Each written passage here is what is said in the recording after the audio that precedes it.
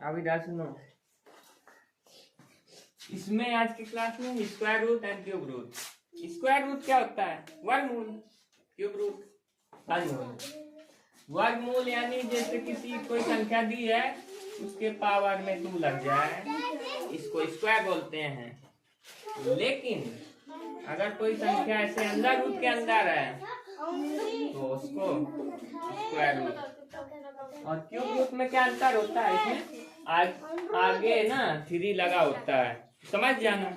Cube का मतलब power में 3, और स्क्वायर का मतलब पावर में 2। और इसमें पहचानने का तरीका है, अगर क्यूब रूट निकालना होगा तो उसमें आगे पावर यहाँ पे 3 लगा होगा अंडर रूट के आगे, इसमें आगे कुछ नहीं लगा होगा।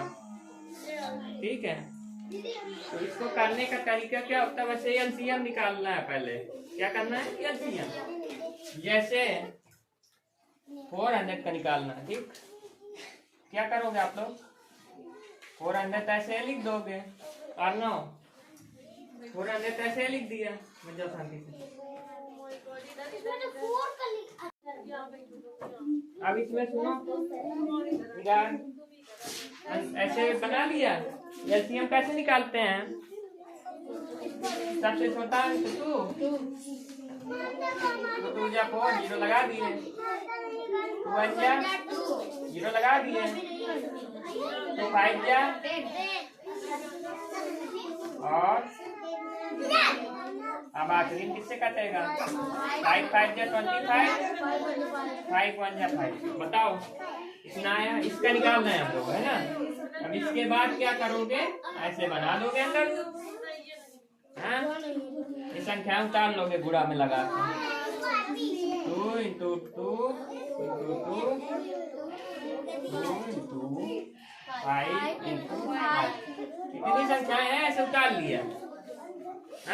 बताओ। अब देख, इसमें क्या है? स्क्वायर रूट मतलब 2, तो इसमें पेयर बनाओगे कितने कितने का? 2 2 का।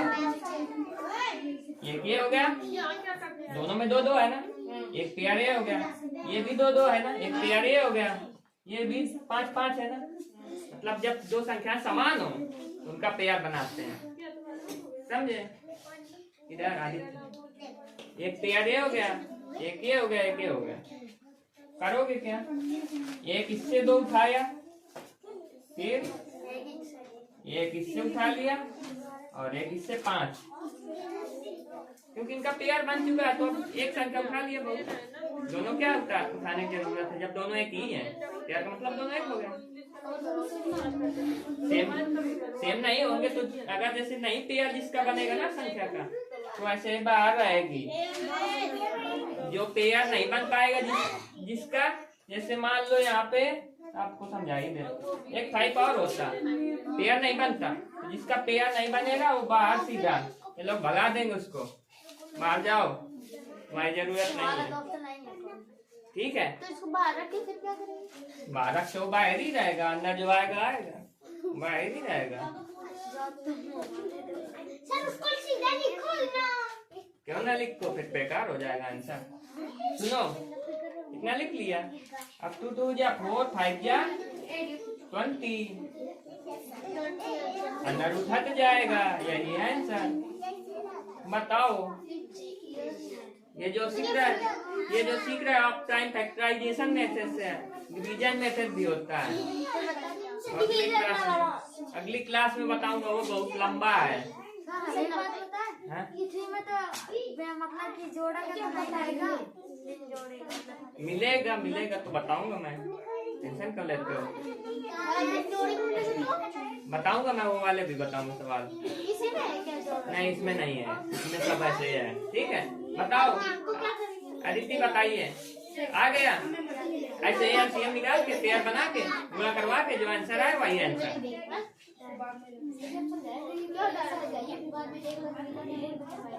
बताओ, आवाज नहीं। अब तीसरा, ये दूसरा नंबर है क्यूब रूट। इसको भी किससे निकालना है? टाइम फैक्टराइजेशन मेथड से, यानी एलसीएम लेके ही। तो किसका निकालना है मैं इसका बता देता हूँ। आखिरी नंबर सुनो, इसमें जैसे इसका निकालना है क्यूब रूट, है ना? तो करोगे क्या, ऐसे बना लोगे। इसका भी एलसीएम निकालना है।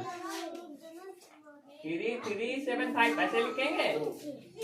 सबसे छोटा क्या होता है एलसीएम लेने का? 2। इसमें आखिरी तो 5 है, तो 2 से भाजक तक नियम क्या है? आखिरी 0, 2, 4, 6, 8 है, तभी कटेगा। 2 से नहीं कटेगा।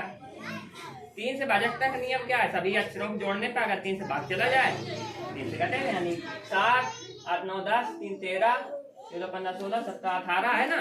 3 से भाग चल जाएगा, यानी ये पूरी संख्या 3 से कट जाएगी। ठीक है।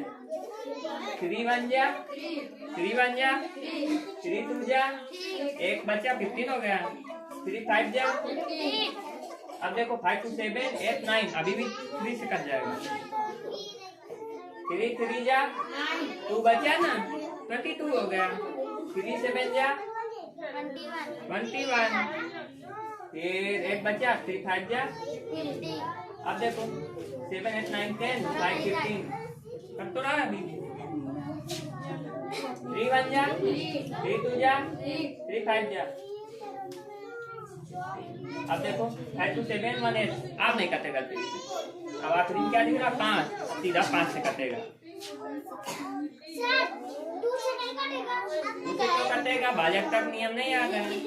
5 2 जा, 2 बचा, 5 5 जा, 25, अब 5 5 जा, 25, 5 1 जा, 5, बताओ इतना आया? अदिति आपको आना चाहिए, आया कि नहीं? ना कर पूछ लिया करो, है ना? पेपर में नहीं गड़बड़ करना, है ना? सुनो, अब क्या करोगे? जैसे इसमें किया था सेम वैसे करोगे। हाँ, बस केवल इतना अंतर। 3 तो 3 तो 3 into 5 into 5 into 5। अब इसमें देखो, इसका नाम है क्यूब रूट, यानी पावर में 3, तो जोड़ा भी, पेयर भी 3 लोगों का। एक ये 2,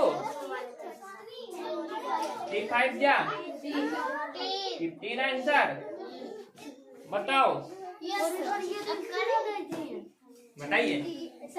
आ जाएगा? करिए फिर।